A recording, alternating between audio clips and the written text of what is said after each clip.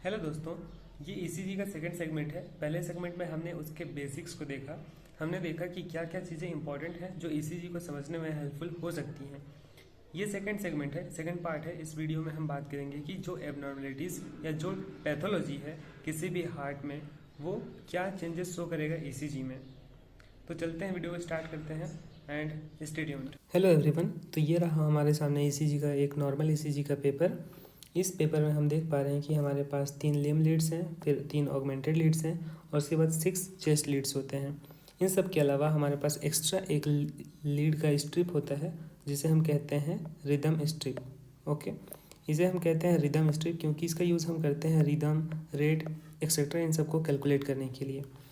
तो एक्चुअली में ये क्या है, ये सेकंड जो लिम्ब लीड है, यहाँ पे हम देख पा रहे हैं ये जो सेकंड लिम्ब लीड है वही इसका एलैबोरेटेड फॉर्म है। ओके, तो जैसे ही हमारे सामने ईसीजी पेपर ईसीजी स्ट्रिप रखा जाता है, हमें सबसे पहले चेक करना होता है रिदम। रिदम कहने का मतलब क्या है कि हमारा हार्ट बीट जो है वो रेगुलर रिदम के साथ हो रहा है, मतलब एक रेगुलर एक प्रॉपर इंटरवल के साथ में बार बार वो बीट हो रहा है, तो इसे हम कहते हैं रेगुलर रिदम। दूसरा हमारा इरेगुलर रिदम हो सकता है। रेगुलर रिदम को ही हम कहते हैं नॉर्मल साइनस रिदम। इसका मतलब कि ऐसे नोड से आने वाले सारे जो इम्पल्सेस हैं वो एवी नोड में सप्लाई कर दिए जा रहे हैं और एक रेगुलर इंटरवल के बाद किए जा रहे हैं। इसका मतलब कि रिदम में है और एक नॉर्मल रिदम में है।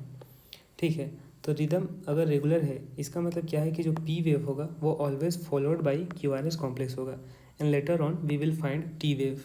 चलो देखते हैं वेव पे अपन इस ग्राफ पे। सबसे पहले यहाँ पे अपन देख पा रहे हैं कि ये पी वेव है, उसके बाद क्यूआरएस कॉम्प्लेक्स है और उसके बाद में टी वेव है। इस तरीके से किसी भी पॉइंट पे अपन देखें तो P wave is always followed by the QRS complex. इस वजह से ये क्या है, इसका रेगुलर रिदम है। साथ ही हम ये देख पा रहे हैं कि यार एक जो आर वेव है और उसके बाद दूसरा आर वेव है, इसके बीच में अपन जो इंटरवल होता है उसे अपन कहते हैं आर आर इंटरवल। तो ये आर आर इंटरवल के बीच में हमारे पास equal amount of large square होने चाहिए या स्मॉल स्क्वायर होना चाहिए। मतलब मैं इन दो आर वेव के बीच में बात करूँ तो ये लार्ज स्क्वायर, सेकंड, थर्ड और ऑलमोस्ट हाफ। तो 3.5 जो है वो लार्ज स्क्वायर हमारे पास यहाँ पे टोटल देखने को मिल रहा है इस आर आर इंटरवल के बीच में।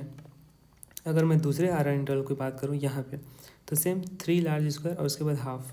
मतलब हर जगह पे हमारे पास equal amount of large square है दो आर आर इंटरवल के बीच में। तो ऐसे कंडीशन में हम इसे कहते हैं रेगुलर।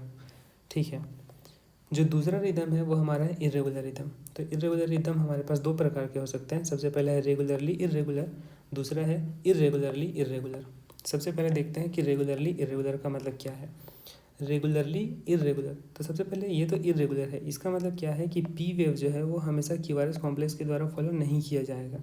ठीक है, कहीं पे क्या होगा कि जो बीट होगा वो अब्सेंट होगा, इसे हम कहेंगे ड्रॉप बीट। तो लेकिन ये रेगुलरली इरेगुलर है, इसका मतलब क्या है कि after a proper interval there is any abnormality.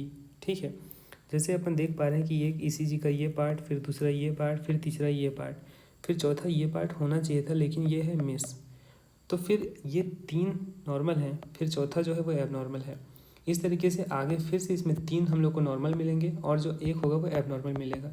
तो प्रॉपर इंटरवल के साथ में हमें एक नॉर्मल रेंज और उसके बाद फिर एक एबनॉर्मल वेव मिलेगा। नॉर्मल रहेगा प्रॉपर, फिर एक एबनॉर्मल, एक फिक्स पॉइंट के बाद में, फिक्स इंटरवल के बाद में, इसलिए इसे कहते हैं अपन रेगुलरली इरेगुलर। ठीक है, इसका एग्जांपल देखते हैं कि हमें किस में मिलता है। तो ये हमें सबसे पहले मिलता है टाइप 2 मोबिट्ज हार्ट ब्लॉक में। हार्ट ब्लॉक में क्या होता है कि जो इम्पल्स होता है वो ऐसे नोड से एवी नोड में या जो डिफरेंट फाइबर्स हैं वहाँ तक नहीं पहुँच पाता है ठीक से, इसकी वजह से हार्ट ब्लॉक होता है। जो मोबिट्ज हार्ट ब्लॉक है टाइप 2, इसमें हमें क्या देखने को मिलता है, इसमें हमें देखने को मिलता है कि जो पीआर सेगमेंट है यहाँ पे, ठीक, हमने देख चुका है कि पीआर सेगमेंट क्या होता है। जो पीआर सेगमेंट है वो हर टाइम पे क्या होगा, इक्वल रहेगा, लेकिन उसके बाद हमारे पास एक एक्स्ट्रा पॉइंट मिल के आएगा और वो होगा कि यहाँ पे जो पी वेव होगा वो क्यूआरएस कॉम्प्लेक्स के द्वारा हमेशा फॉलो नहीं किया जाएगा। इस पी के बाद में क्यूआरएस है, इस पी के बाद में क्यूआरएस है, इस पी के बाद में क्यूआरएस है, लेकिन इस पी वेव के बाद में क्यूआरएस नहीं है।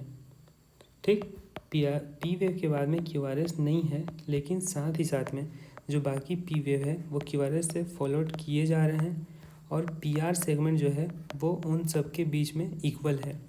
ये दो फीचर, ठीक, पीआर सेगमेंट इक्वल होना और दूसरा है कि जो पी वेव है वो क्यूआरएस के द्वारा हमेशा फॉलो ना किया जाना, ये दोनों ही मोबिट्ज टाइप 2 हार्ट ब्लॉक का एग्जाम्पल है।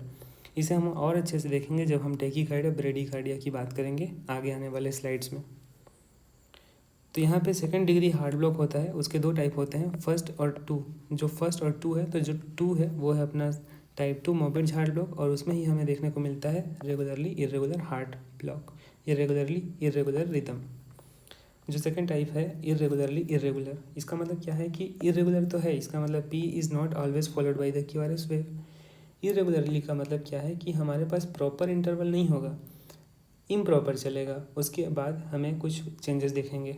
ठीक है, किस में मिलेगा? तो ये मिलेगा एट्रियल फिब्रिलेशन में, और दूसरा है मल्टीफोकल एट्रियल टैकीकार्डिया में। हम लोग को एट्रियल फिब्रिलेशन यहाँ पे ध्यान में रखना है। हम देखते हैं कैसे, हम इस वेव को देखते हैं। ठीक, इसमें क्या हो रहा है, हमारे पास ये आर वेव है, फिर ये आर वेव है, इसके बीच में हमारे पास 3 लार्ज स्क्वायर हैं, लेकिन दूसरे टाइम पे जाते ही वे क्या हो जा रहा है 1.5 तक पहुँच जा रहा है, फिर तीसरे में जाते तक 2 हो जा रहा है, फिर चौथे में जाते तक ये 4 हो जा रहा है। तो इस तरीके से क्या है कि 3 हुआ, फिर 1.5 हुआ, 2 हुआ, 4 हुआ, कोई इसका रेगुलर पैटर्न नहीं है, मतलब कि क्या ये इर्रेगुलर है। ठीक, तो इस तरीके से क्या है ये इर्रेगुलरली इर्रेगुलर होता है। यहाँ पे हम देख पा रहे हैं कि साइनस जो एट्रियल फिब्रिलेशन है उसमें फिब्रिलेटरी वेव्स देखने को मिलेंगे।